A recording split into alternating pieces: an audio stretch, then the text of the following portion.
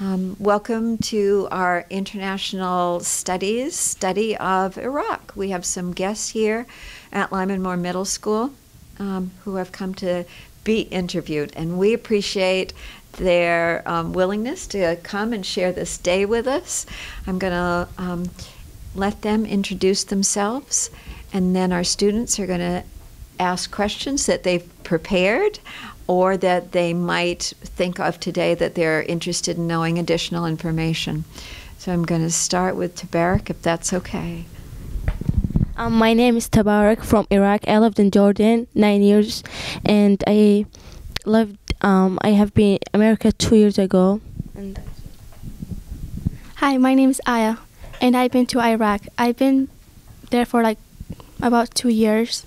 And I've been traveling a lot those days, and I've been in Iraq about a month, and yeah. First, thank you very much for having me with you, and I hope that I will add to your information or more information about your knowledge about Iraq. I am an Iraqi journalist. I used to work as a journalist in Iraq before coming here. I arrived here late March this year. That's almost 9 months here in Maine, Portland. And as I told you, I used to be a journalist, and my last job was in working with the United Nations mission in Iraq in the public office. And before that, for 4 years, I was a producer and a local reporter with ABC News in Baghdad. And I was an Emmy Award nominee in 2009 for 2 categories.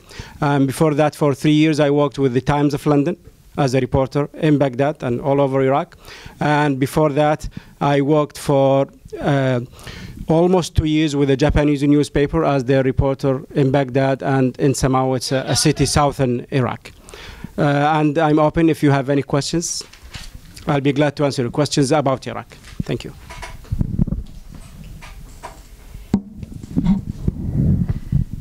So I think the interviewing, we have a reporter, so I'm going to use the term he would use, interview, is going to start. Ms. Monahan is going to come around to you. If you want to start, anytime you want to ask your question, you're just going to indicate by raising your hand, and she's going to come nearby you with the microphone.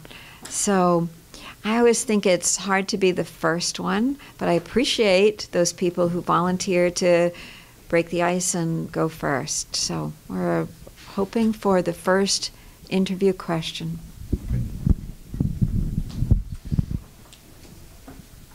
Could you introduce yourself too? What are some common jobs in Iraq?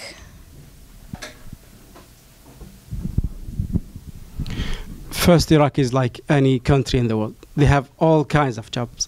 All the jobs in your mind: engineers, doctors, teachers, reporters, journalists, and it's a normal country. Not normal, actually, but in a sense that it has all the normal jobs for everybody. But it's diseased with war. It's almost civil war. This is the problem in Iraq. Too much oil, but it's a normal country. People love life there. They want to be. They want to travel. They want to have a normal life. They have their kids. They love the life. If you now watch any Iraqi TV at night, you will see people going outside with all the dangers of car bombs, all dangers of IEDs, that's explosive device. It's dangerous there, but despite that, they love life. They want to go outside. They want to have a normal life. They go to their jobs in the morning, though some people take them 2 or 3 hours to get to their offices. Despite that, they go there. They do their work. They help their own people and return to their families and to their sons and daughters and wives. And the same also for women. They go there, they work, and return to their sons and daughters and husbands. Thank you for your question.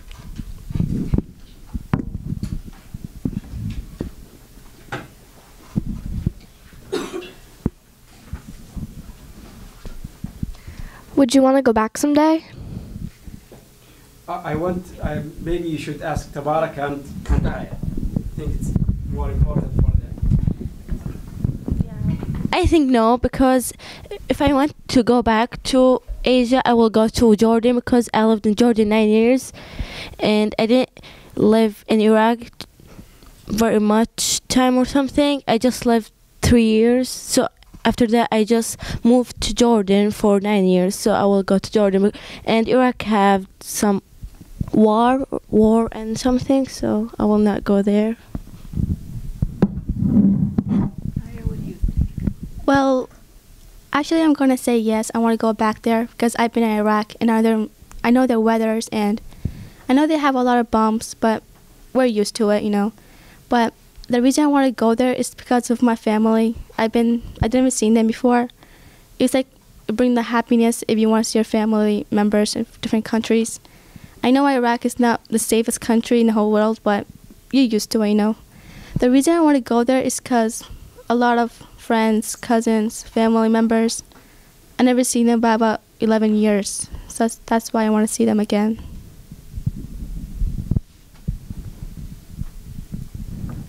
Do you have a follow-up question? Okay. So like you don't want to go back because like the bombs and it's dangerous? Yes.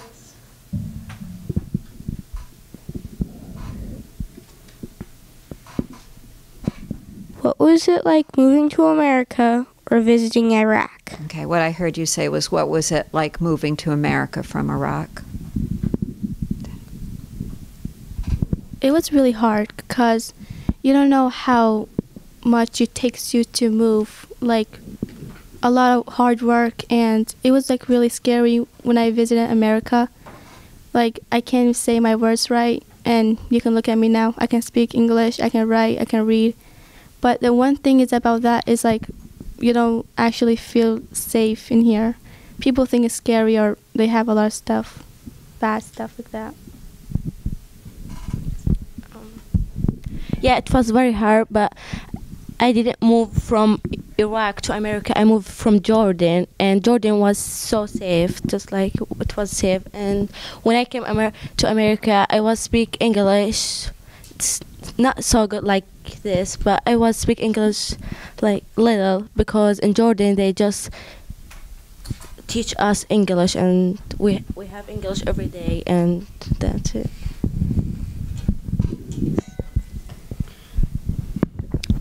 I will tell you a story about how I got into the US. Actually, it took us, my wife, and my 3 kids. I have 3 kids, one of them in the 4th grade, almost close to your grade. And it took us almost 48 hours to get from Baghdad into Maine. We left Baghdad at night, from Baghdad to Jordan, first flight. It's almost 2 hours, and we didn't get enough sleep. We left. They moved us to a hotel nearby the airport in Jordan, and we had a problem actually getting into Jordan. And it's almost 3 hours, only 3 hours of sleeping, and then they moved us back into the airport in Jordan, and we had to fly 13 hours from Jordan, Amman, Jordan, into New York, and then a 3rd flight, the 2nd day. We arrived actually late afternoon, American time, Eastern time, and then we had to move to a hotel, and I think we stayed like 6-7 hours in the hotel, then back to the airport early in the morning, like 5 a.m. in the morning, and the flight was 11 a.m. So can you imagine? Just in the airport, almost 5 hours, and then another hour from New York into Portland.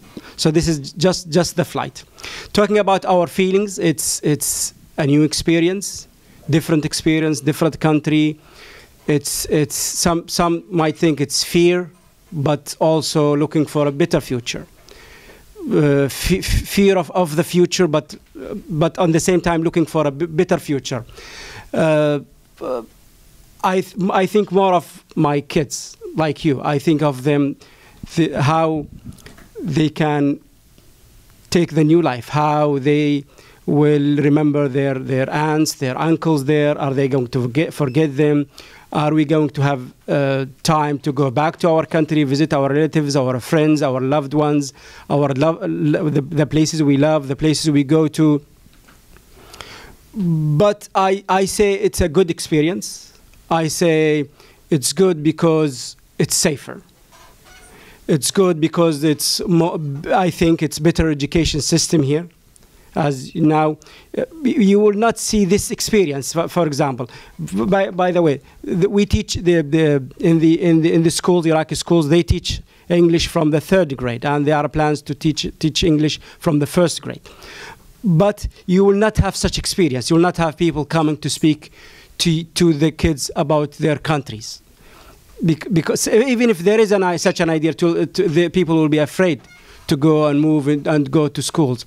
I think our people are courageous despite all the fear they live in, and the kids go to school. I once covered a story about a mortar, a rocket hitting a school where 5 kids died. Can you imagine?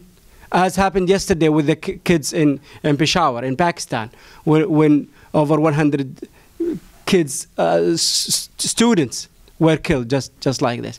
So it happens. But despite that, kids there like you go to school in the morning, and they think of the future. They want to be like you, doctors, teachers, engineers. They want anything in your minds. It's the same thing in the minds of the Iraqi students. Thank you.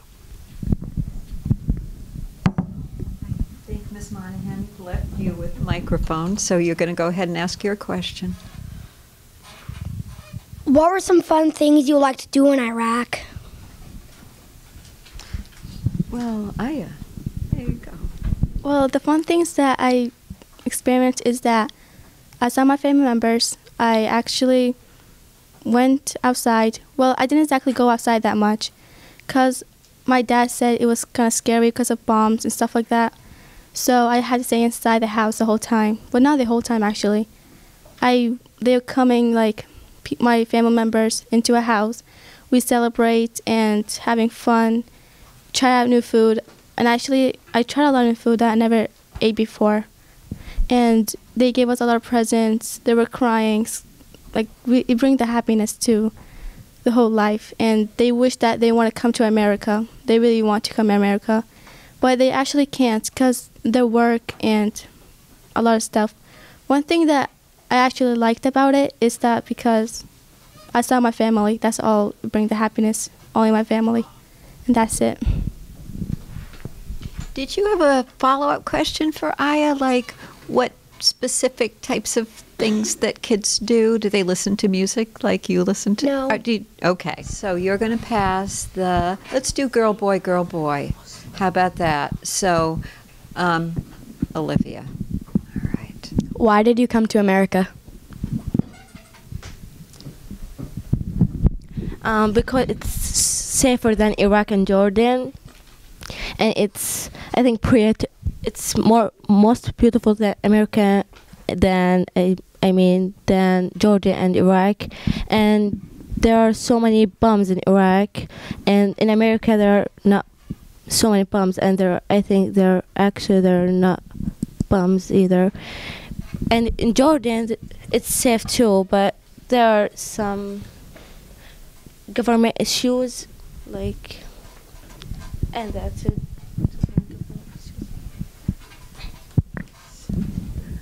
Olivia, how about, let's see, do I have another, I have if a I'm going to follow-up go question. boy, girl, so can we, She has a follow-up. okay, you have a follow-up question. Did you move to America because you were scared, or did you just want to feel safe?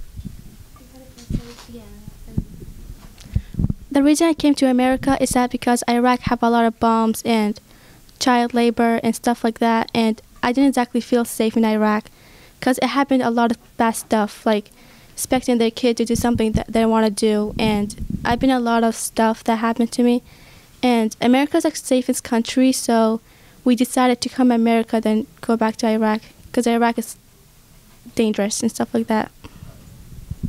Thank you. Cam?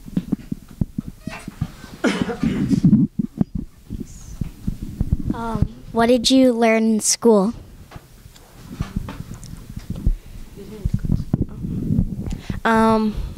We learned so many things, like we learned math. The teacher teach us math and English. There are social studies, and there is Arabic too. The teacher teach us Arabic, like grammars and something like this. And in English, we're supposed to write a paragraph, or sometimes the teacher teach us the grammars and write sentences, and that's it.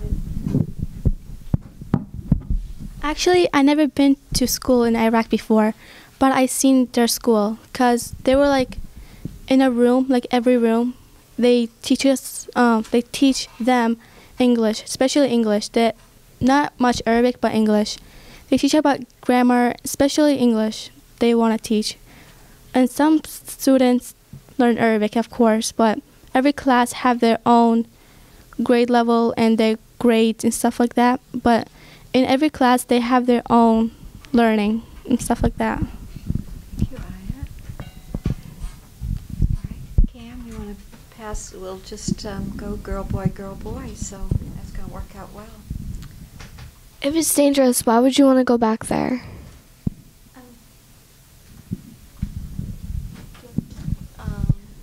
She doesn't want to. I think Aya should just answer because this. What's the question?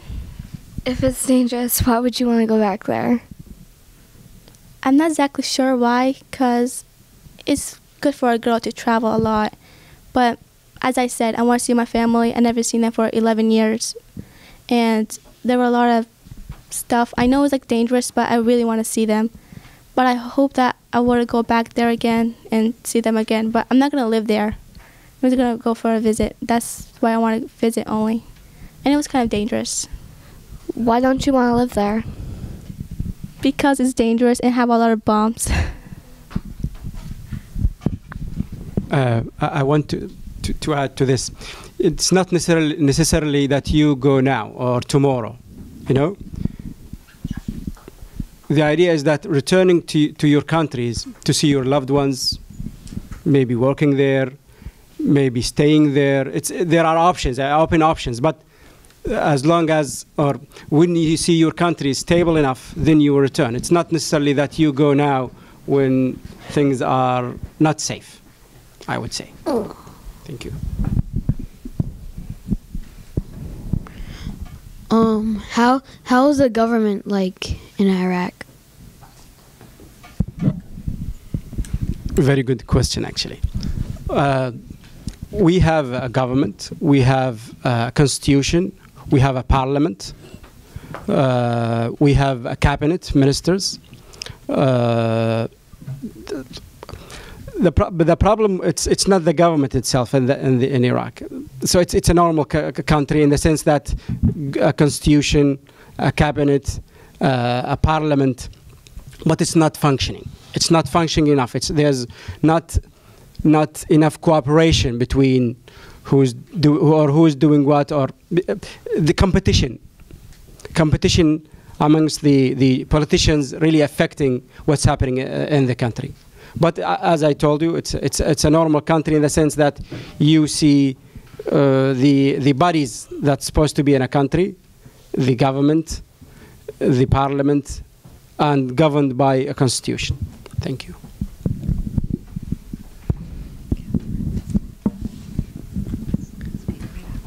What were the houses like? What's the question again? What were the houses like? The houses. It's like normal houses. You can answer. Well, it's like normal houses, just like you guys and us. Well, America's like, well, it's the same thing actually. They have same houses, but some houses doesn't actually have roofs. It's like a normal house, but doesn't have actually a roof. They have a normal stuff. Some people are poor, so they don't have actually doors or roofs or windows and stuff like that. They have to live with the same thing. And the house is made of clay and stone, not made of wood and something like that.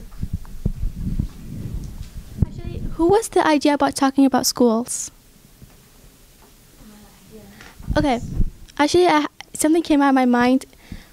Okay, so schools is not like normal school like you guys. It's like you learn stuff like that, but some parents doesn't expect their kids to go to school. So some parents actually doesn't want their, like they quit school, so they can't learn. So they for example, if a father and mother died and only the father and the child, and the father is old, like a grandpa or something like that, and he doesn't have no one, so the kid had to take good care of him.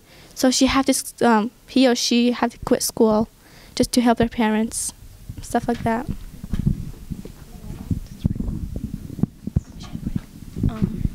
What was the climate like there? Is there any disasters that occur recent? Have you been in one? What's your question again? I didn't hear you.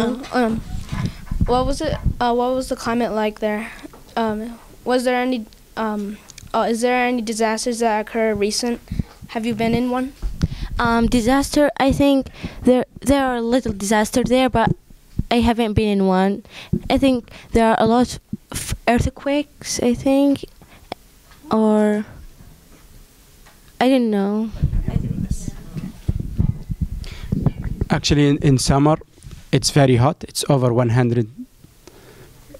Yes, for us, it's I don't know and this is in Fahrenheit, but in centigrade, it's sometimes it's over 55. In winter, it's very cold.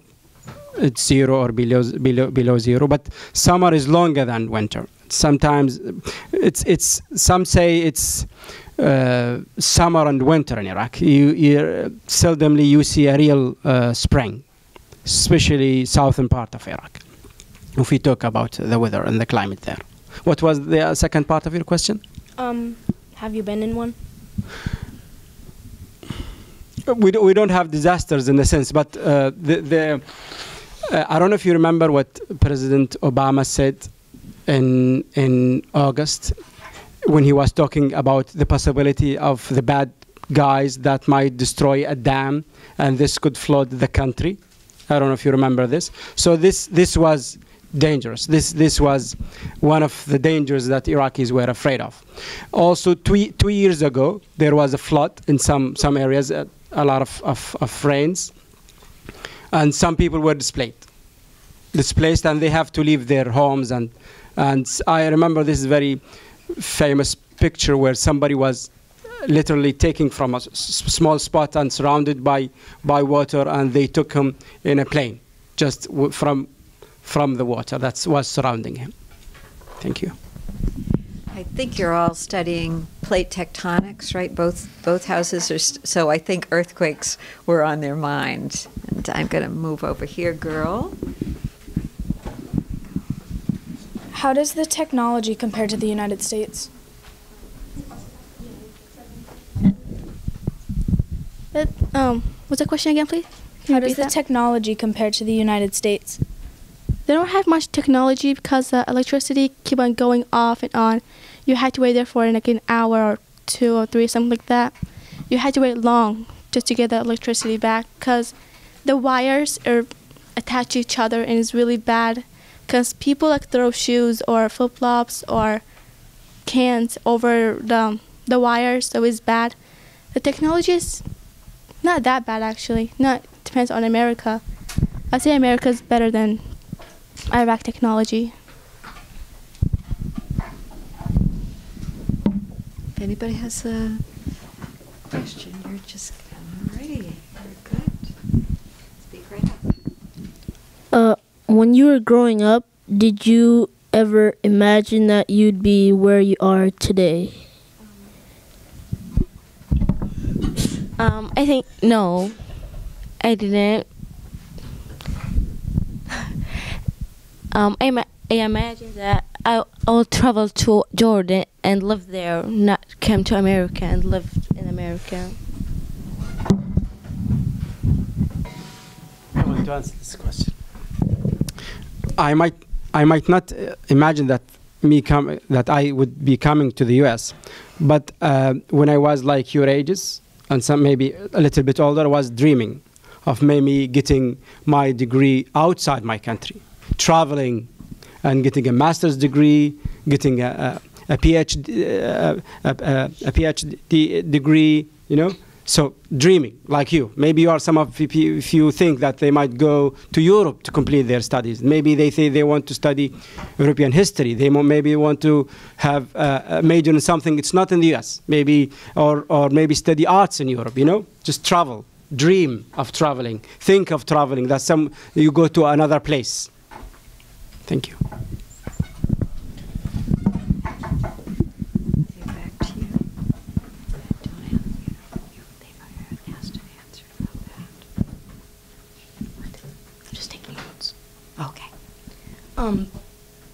Why did you choose Maine instead of any other state in the U.S.? I didn't exactly imagine myself in America, but I really wanted to be back in America. America's like the safest country, but I know a lot of countries are safer. But I chose America because I don't know why I should have chose it. I just like love America, and I don't know why. I chose Maine because we have a friend here in Maine, and they just told us to come there with them. And first, when we just came to America, we didn't have a house to live in, so we just went to our neighbors. Just like in America, we have friends, and they just say, come and... I will tell you my story. Actually, my first choice when I was in Iraq, you make a choice. You know, you choose where you want to come in the U.S. And my first choice was Washington D.C. Personally, as with my background in journalism, I thought that I would have better chances of finding a job. But my brother arrived into Maine before me, 2 years before I come here. So he's almost 3 years here. So he came first to Maine. Then I had to change into Maine because family comes first, and you have to follow family. You have to respect your family. You have to think of family. So family comes first. That's why, the main reason that's why I came to Maine. And my brother came here first, and that why we just came to America too. We have friends and brothers. So.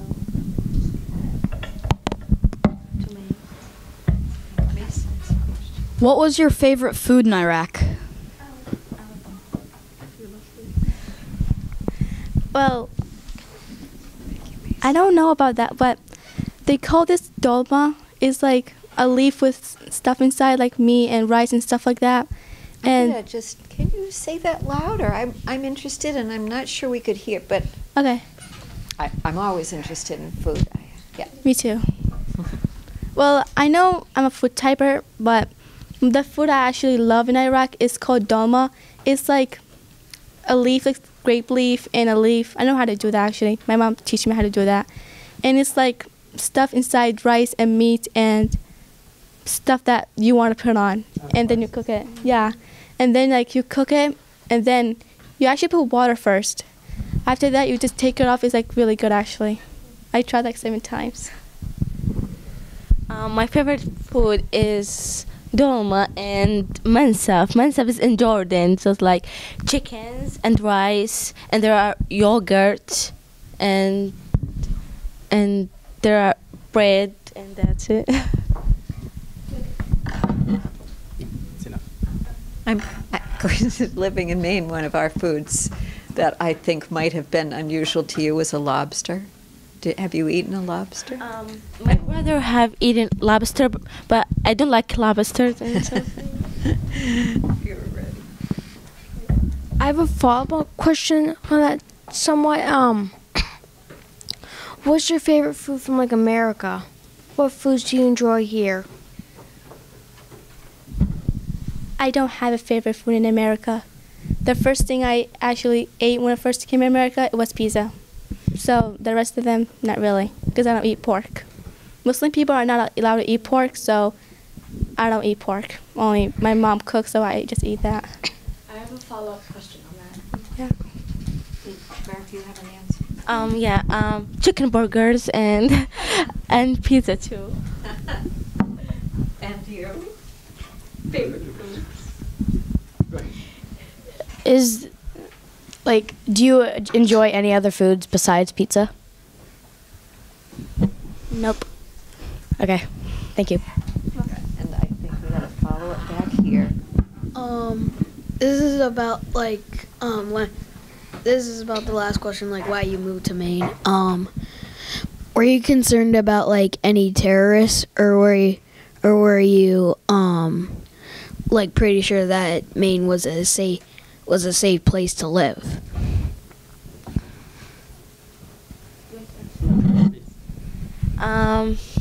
We were pretty sure that Maine is safe and there are not tourists in here, so we just came. Actually, isn't safe now? Okay, a lot of countries are safer, but the reason we chose America is that because there's schools and there's stuff like that. That's why I like America. I don't imagine myself in America right now. Thank you. Speak right up. What was the clothing like there? On special occasions, do you have to wear a specific type of clothing? Actually, yeah. Okay, when people die, I know they wear a lot of black, but when I actually went there, a lot of people wear a lot of black, like black scarf, hijab, and black dress. And women's are actually had to wear like the two types, abaya and jubba. They wear abaya, like a lot of women have to wear that. They don't make you wear it, but you don't have to if you don't want to. As you can see, we are wearing almost the same clothes like you. You can see Aya, you can see Tabarak. So it's almost the same, the clothes. But for occasions, some occasions we have Eid, we have special celebrations. Some people tend to wear traditional clothes. For example, it's for sure, for example, I've been in one of the occasions in Kurdistan. It's the northern part of Iraq where people are they like their traditional clothing. If you search Kurdistan costumes, you will see that if you go to Google, they're beautiful. They love colorful clothes, and it's from the head to your toes, very colorful. The colors express their love for life, and you can see this. I see also that you are wearing a lot of colors and different colors. It's the same in Iraq. As I said, it's a normal country. It's like any other country. You can see, you can read, you can watch on TV, but the problem with the war. They have kind of fancy clothes on Eid. Like on Eid we have a holiday, so it's like you wear fancy clothes, or girls have to wear style. They don't have to, but it's like stylish. For a girl, like a beautiful scarf and beautiful clothes, like a dress or fancy shoes and stuff like that. It's like really stylish. And in wedding, you also have to just wear dresses or dresses or anything you want to wear. Just like everyone, yeah. What are your holidays like there?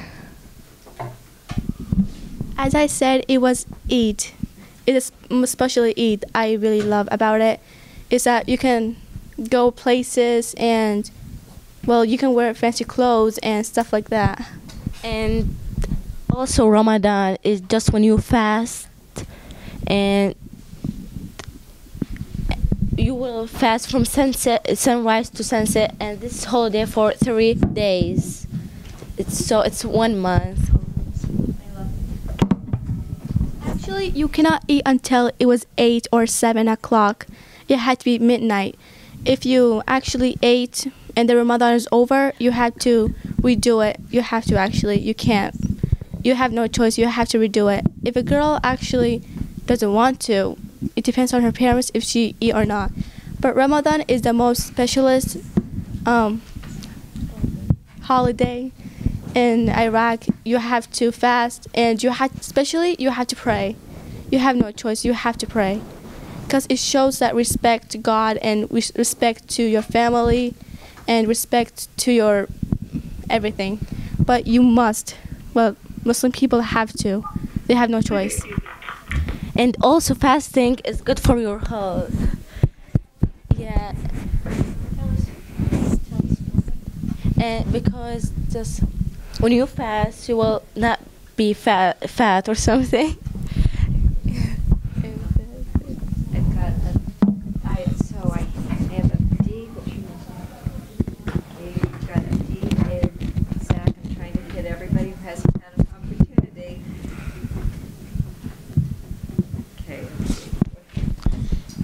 What other places did you travel from Iraq and from Iraq?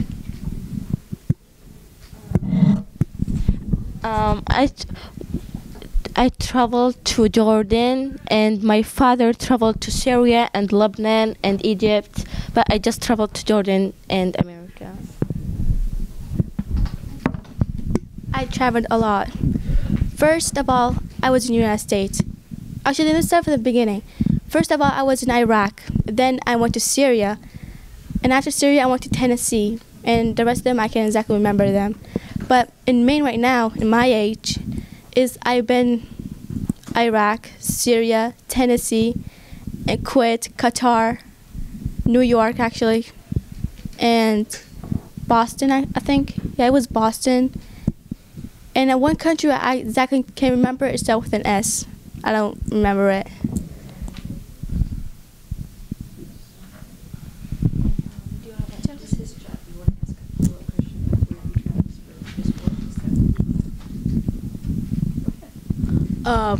What places did you travel for your job? Thank you for this question. Actually, I had a training courses, not doing job. Job-wise, I was in Iraq, but I traveled to London, UK, and had a training course there. And also, I traveled to Spain twice. One in a training course, and another is to deliver a speech about freedom of speech in Iraq and freedom of press. And also, I was invited to Romania. I traveled to Romania. I had another training course in Egypt. I had a training course also in Jordan, and I traveled to Syria, Lebanon, Kuwait. That's it.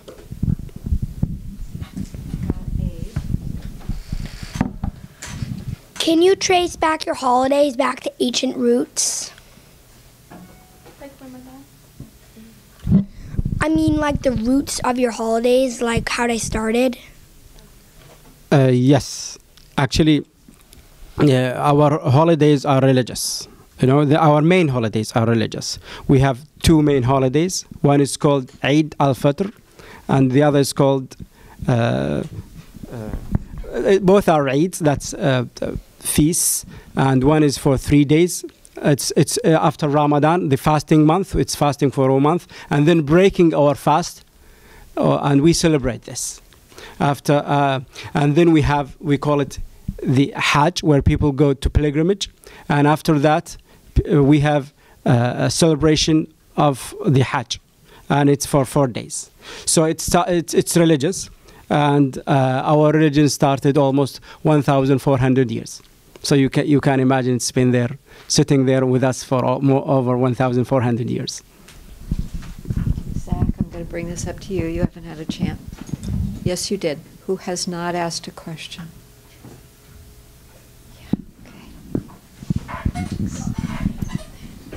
Did you have to walk far distances to get to other places?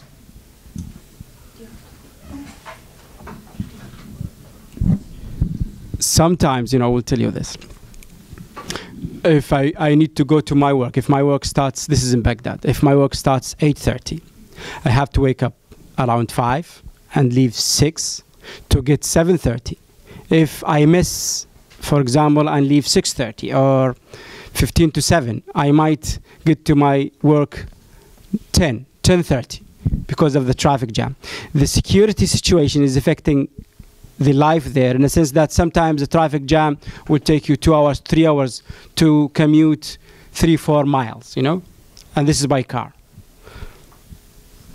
And this is our latest experience, and it's been going on for years now, unfortunately. As I'm going to add a little bit about what he said. Well, if you actually went to work, there were a lot of traffic, actually a lot of traffic cars. Well, some people don't expect to go to cars, so they have to walk or ride on the bus. But especially traffic is way a lot than here. This is like less, but in Iraq it's like humongous. It's a lot of traffic. You had to wait like an hour in the heat. I've been there when I first came to Baghdad. I had to wait about an hour just to move, the car moves. I know I turned kind of brown because of the heat, and I know I got really short. I used to be tall, but you had to get used to be short.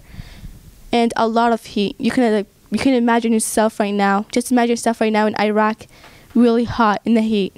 But in the morning, it's really cold, but in the afternoon, it's kind of warm. And in the northern part of Iraq, it's always cold, I think. Kurdistan and Erbil. Yeah, it's almost all... It's cold. Yeah, it's so... I could just... Because you mentioned the phrase free speech.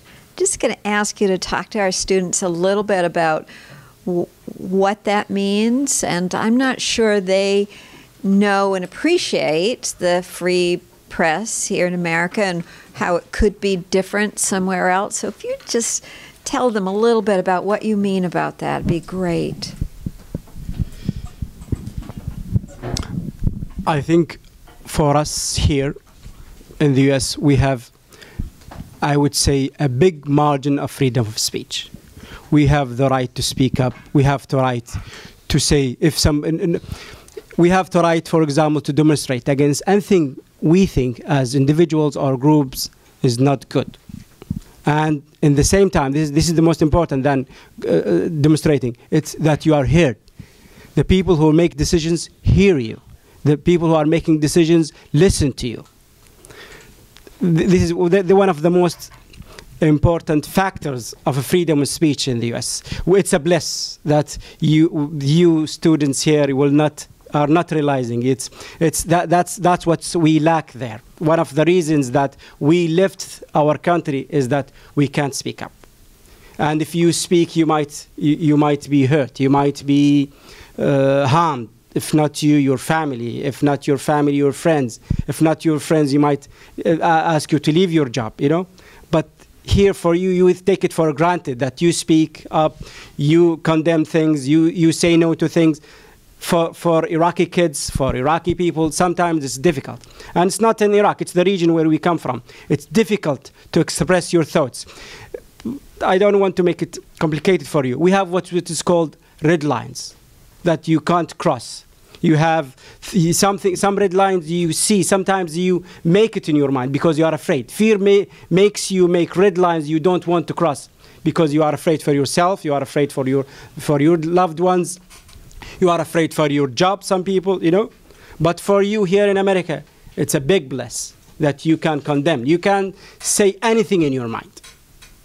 And at the same time, if this is important, or you can make more people share your ideas, then you will be heard. People who are making decisions will listen to you. You might change their own opinion. And we have, for example, what happened in Ferguson. You see a lot of demonstrations.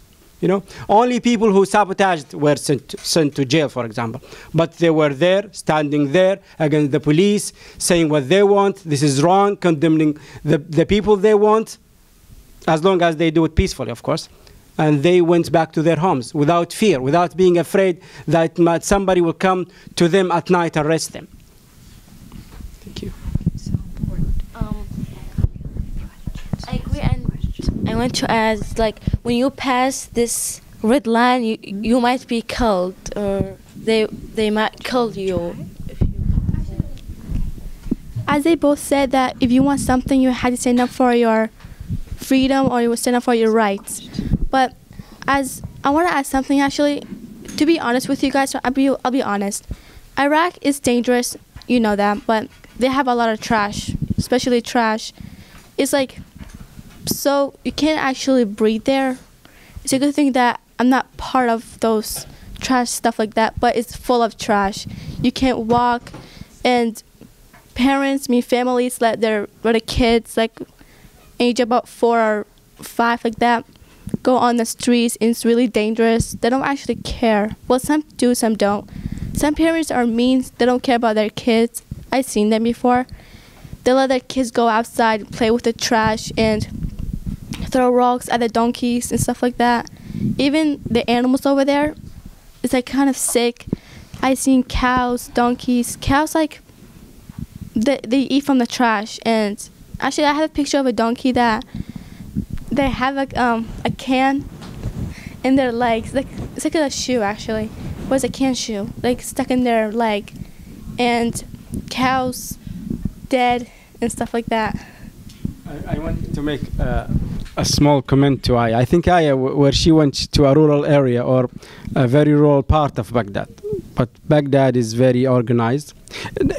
It's organized enough that its people are still living there, and clean enough. It's not that clean. It's not as clean as its people want it to be. You know, it's not as organized as its people or the Baghdadis want it to be. But it's there. People love their place, love their city, love their country. They can live with what they have, and they want to develop it. They want to make it better. But as I said before, the political situation is affecting everything, even cleanness, as Aya said. But if I hope that you will do and do some search and find some photos about Baghdad, you will see. I might send some links to your teacher, and she can show you some parts of Baghdad. It's beautiful. It has monuments. It has some parks. It has paintings. There are people who love art, love history. There are cultural. This city is almost 1,000 years, you know, so it has big and rich history. Thank you. How old is the United States? Not 1,000 years. Pretty young. Like in Baghdad, there's like cities. Some cities are dirty, some cities are clean. As you said, like parks is like the most cleanest thing. They put like flowers and they put hearts, like a flower hearts. It's like really big, and statues and painting and arts like that. But where I live is in Baghdad. I can't exactly know the city name. I can't remember it, but it's dirty. It's like really dirty, and you can imagine yourself right now. Miss Foster's going to be so worried about us because I have let us talk. So I'm going to, you're going to have the last word for us, and then we're going to go to our final comment about what's dirty and what's clean. I think cleanness is from in your heart, and if your heart is clean, then you make your house clean, and if you make your house clean, you make your street clean, and if your street is clean, then your neighbor is clean, and if your neighbor is clean, then your city is clean. You know, a lot of people who have kind hearts, sweet hearts, clean hearts, they will do this, and I'm sure it's a human nature. You know, it's in every human being that people want to be clean, and they clean their houses. If your street is not clean, you try to be clean. You help cleaning it, and there are a lot of people, a lot of initiatives to clean the houses, to clean the cities.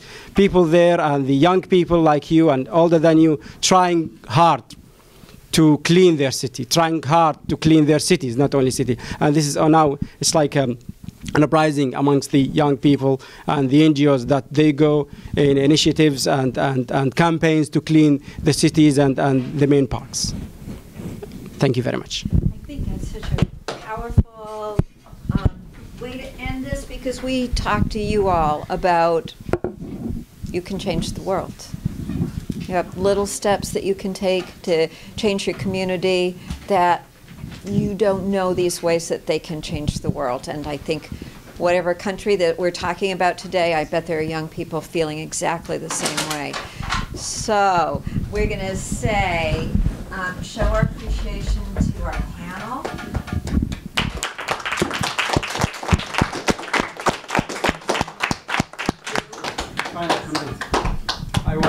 I want to thank you very much for listening. Thank you very much for your questions.